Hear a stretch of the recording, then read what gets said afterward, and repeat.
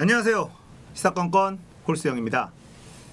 자, 오늘은 이야기를 시작하기 전에 이게 제가 금목걸이가 있잖아요. 이게 보기 안 좋다, 빼고 해라 뭐 이런 댓글이 하나 있어서 이 목걸이는 제가 결혼할 때 장모님이 결혼 선물로 해주신 거거든요. 그래서 결혼하고 나서 이 장모님한테 선물 받은 이후에 한 번도 풀러본 적이 없어요. 그리고 이 목걸이는 이제 제 아들이 장가를 가거나 아니면 제 딸이 시집을 갈 때 이거를 제 아들한테 주거나 사위한테 주거나 뭐 이렇게 물려줄 생각입니다. 그래서 약간 이게 금목걸이 굉장히 아저씨들, 그리고 약간 좀 뭐랄까요, 뭐 건달 아저씨들, 약간 뭐 이런 아이템이잖아요. 근데 저한테는 그런 의미가 있어서 아예 풀지를 않습니다. 한 번도 풀러본 적이 거의 없어요. 뭐 병원 갔을 때 빼고는 거의 풀러본 적이 없으니까 좀 거슬리더라도 양해 부탁드리겠습니다. 자, 이번에 다뤄볼 이야기는 유시민 이사장이 다시 정치를 해야 하는 이유입니다. 자, 검언유착, 유시민 이사장, 가만히 있는 죄 없는 유시민이라는 사람에게 죄를 뒤집어 씌우려고 공작을 펼치다가 걸린 이 검언유착 사건, 이 사건 때문에 유시민 이사장이 다시 MBC에 인터뷰를 하러 모습을 드러냈습니다. 자, 그러자 많은 사람들이 유시민의 입에 주목을 했죠. 저도 유시민 이사장의 분석으로 그걸 다시 여러분들한테 풀어서 설명을 해드리는 영상을 올리기도 했고요. 자, 유시민 이사장은 다시 정치를 해야 합니다. 자, 제가 생각하고 있는 그 이유를 여러분들과 하나씩 한번 얘기를 해보고 싶습니다. 유시민이라는 사람이 정치 지도자로서 가지고 있는 덕목들 한번 좀 얘기를 해볼 건데, 첫째, 가장 큰 장점이라고 생각하는 게 편견을 가지고 있지 않다. 유시민이라는 사람은 대한민국의 엘리트죠. 서울대 출신, 거기다가 운동권에서도 나름 네임드였다는 겁니다. 민주화 운동이 한창일 때 선봉에 서서 민주화를 위해서 싸우고 투옥당했던 사람이죠. 감옥에서 그가 쓴 글은 지금도 명문으로 회자되고 있습니다. 글을 굉장히 잘 쓰고 머리가 굉장히 좋고 학벌도 좋고 뭐 여러 가지로 초엘리트예요. 그런데 노무현이라는 사람을 만나게 됩니다. 그리고 그 노무현 곁을 끝까지 지켰던 사람, 지금도 노무현 재단 이사장을 맡고 있는 사람이죠. 노무현은 상고 출신, 사법고시 패스한 사람이었죠. 그래서 노무현이라는 사람이 대통령이 됐을 때 반대 세력들, 한나라당이었나요 그 당시? 인정하지 못했어요. 어떻게 저런 게 대통령이 될 수 있나, 나는 인정 못한다.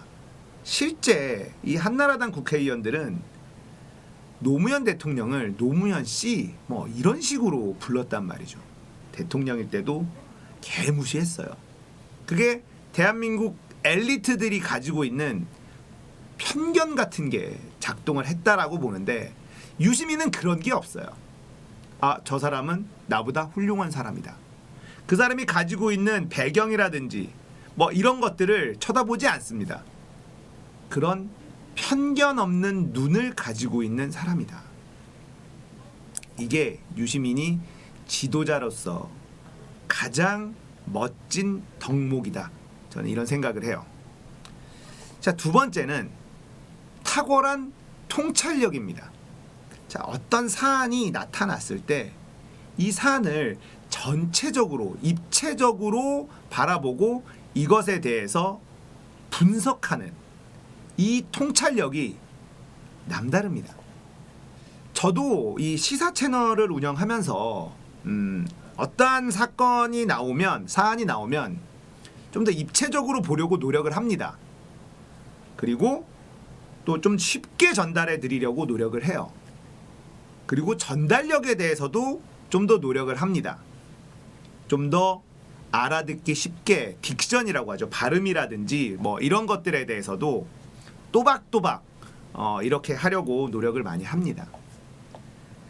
그렇게 좀 더 이 사안을 입체적으로 보면서 이 사건 자체가 언론에 나온 것 말고 어떤 방향으로 바라봐야 되는지에 대한 고민을 많이 하는데요.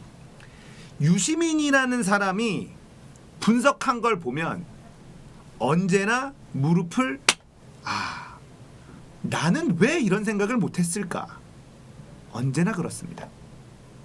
대한민국에 이런 통찰력, 이 뛰어난 통찰력을 가지고 있는 사람이 저는 2명이 있다고 생각하는데, 그게 한 명이 김어준, 한 명이 유시민이라고 생각합니다. 김어준이라는 사람도 남다른 통찰력을 가지고 있어요. 촉도 엄청 좋죠. 유시민 이사장이 저는 김어준 총수보다 한 수 위의 통찰력을 가지고 있다라고 생각을 합니다. 지금까지 유시민이 정치를 은퇴를 하고 이제 논객으로서 활동을 했었던 것만 본다 하더라도 유시민이라는 사람이 분석했었던 것이 단 한 번도 빗나간 적이 없습니다. 제 기억으로는 없어요. 자, 유시민 이사장이 논객도 그만하겠다라고 했죠. 왜 논객을 그만하게 됐습니까? 바로 민주당 180석. 소름 끼치게 정확하게 180석이 나왔어요. 그런데 사람들이 유시민이 입방정을 떨지 않았다면 더 나왔을 것이다 라고 이야기하지만 그건 아니었을 겁니다. 유시민 이사장이 어떻게 얘기를 했었냐면, 선거 기간 동안 쭉 흘러가던 여론조사들을 추이를 면밀히 분석을 하신 거예요. 갤럽 거, 뭐 리얼미터 거 전부 다 KBS 자체 여론조사, 여러 가지 여론조사를 전부 다 스스로 분석을 한 결과 180석이 나온다. 그래서 유시민 이사장은 알릴레오에서 어떤 식으로 말씀하셨냐면요. 더불어시민당과 열린민주당으로 이렇게 갈려 있을 때 1당이 안 될 수도 있으니 더불어시민당을 찍어야 한다라는 김어준의 주장에 대해서 그거 엄살이다. 열린민주당 찍어도 상관없다. 1당은 절대 뺏기지 않는다. 이렇게 말씀을 하셨어요. 뭐 저는 열린민주당을 찍긴 했습니다만 김어준 총수의 영향력이 굉장히 크다는 걸 확인할 수 있었던 그런 선거였습니다.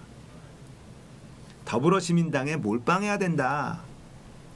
계속해서 다스베이더에서 얘기를 했었거든요. 그게 정말 설득됐어요. 저는 개인적으로 더불어시민당을 찍지 않는다 하더라도 1당을 뺏길 일은 없다라고 생각은 했지만 많은 사람들이 혹시나 선거는 모르는 거니까 이렇게 생각하고 더불어시민당을 많은 분들이 찍었죠. 그리고 뚜껑을 열었을 때 열린민주당이 3명밖에 안 나온 걸 보고 다들 아쉬워했습니다. 열린민주당 찍을 걸. 이랬던 사람들도 많아요.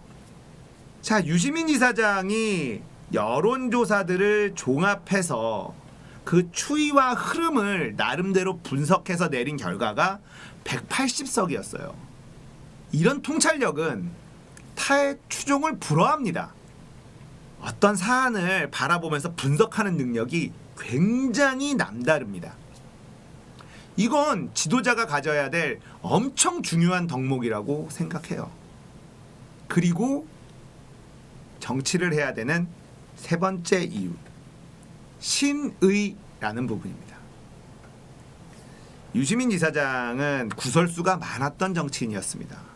처음에 정치를 할 때 백바지를 입고 나와서 온갖 욕을 먹고, 장관을 할 때는 또 2대8 가르마에 양복을 입고 뭐 이렇게 하기도 했었고, 똑똑한데 참 밉상이다, 말을 참 밉게 한다, 뭐 이런 호불호가 굉장히 갈리는 지금의 이재명 도지사보다 훨씬 더 후보로가 극명하게 갈렸던 정치인이 유시민이라는 사람이었습니다. 그렇게 유시민은 적도 많았는데요. 지금까지 살아오면서 유시민이 했었던 일들은 모두 신의를 지키는 행보였습니다. 그렇게 노무현 대통령 곁을 끝까지 지켜줬고 조국이라는 사람 옆을 끝까지 지켜줬어요. 지금 유시민 이사장이 그리운 부분 중에 하나가 박원순 서울시장 곁을 지켜줬을 텐데 저는 이 아쉬움이 계속 있어요. 저는 지금도 박원순 서울시장을 믿고 있습니다. 확실한 증거가 나오기 전까지 박원순 서울시장을 비난하고 싶지 않아서, 그분이 살아온 길이 너무 허망해지는 게 아쉬워서 저는 아직도 박원순 시장을 믿고 있습니다. 그런데 저 같은 일개 유튜버가 박원순 시장을 믿고 있다는 것과 유시민 이사장이 박원순 시장을 믿어주는 것과는 영향력의 차이가 어마어마하죠. 아마도 유시민 이사장은 박원순 시장을 지금도 믿고 계시지 않을까. 신의를 지키는 사람이라는 겁니다. 노무현, 문재인, 박원순, 조국, 이렇게 자신이 믿고 있는 사람, 자신을 믿어주는 사람, 이런 사람들을 단 한 번도 배신한 적이 없는 인물이에요. 편 들어주다가 욕을 먹고 엄청나게 공격을 당해도 단 한 번도 눈치 보면서 피해간 적이 없는 인물입니다. 대한민국에선 이런 인물이 정치를 해야 돼요. 기회주의, 보신주의, 이런 사람들만 정치를 하니까 대한민국이 아직도 이 모양 이 꼴인 겁니다. 유시민 이사장 같은 분이 정치를 하셔야지 대한민국이 달라질 거예요. 근데 이런 사람들은 정치를 안 한대. 조국, 유시민 이런 사람들이 정치를 안 한대. 속 터져 죽겠다. 하셔야 됩니다. 문재인 대통령 결국 하셨잖아요. 운명이다라고 받아들이셨잖아요. 유시민, 조국, 저는 무조건 정치를 해야 된다고 생각합니다. 대한민국을 위해서 희생 좀 하십시오. 혼자 그렇게 살지 마시고 우리랑 좀 같이 삽시다. 우리 좀 마음 편하게 살게 좀 정치 좀 하십시오. 민주당 180석 만들어줬지만 여전히 속 터져 죽겠습니다. 편하게 살고 싶은 마음 이해할 수 있습니다. 운명을 받아들이세요. 유시민 이사장님 혼자서 글이나 쓰면서 편하게 살 팔자 아니다. 이거 받아들이셔야 됩니다. 노무현 대통령 왜 돌아가셨습니까? 퇴임하고 힘도 없으셨는데 그들은 노무현 대통령을 죽음으로 몰고 갔습니다. 유시민 이사장님도 혼자서 글이나 쓰고 책이나 쓰면서 그렇게 편하게 살도록 저것들이 내버려 두지 않을 겁니다. 함께 나와서 정리를 해 주셔야 돼요. 우리가 옆에서 든든하게 지지해 드릴 테니 정치하십시오. 유시민 이사장이 제 영상을 볼 리는 없겠습니다만 저 같은 생각을 하는 수많은 국민들이 있다는 걸 좀 알아주시고, 운명을 짊어지고 가는 사람은 문재인 한 명만 있으면 된다? 이런 이기적인 생각도 좀 버리시고 나오십시오. 어쩔 수 없어요. 아니 왜 문재인 대통령한테만 독박 다 씌우고 혼자는 편한 길 가려고 합니까? 그건 안 되죠. 그건 안 되는 거예요. 죄송하지만 나오십시오. 간절히 희망해 봅니다. 자, 오늘 이야기 여기까지예요. 공감되셨다면 구독, 좋아요 알람 설정 부탁드리겠습니다. 감사합니다. 끝.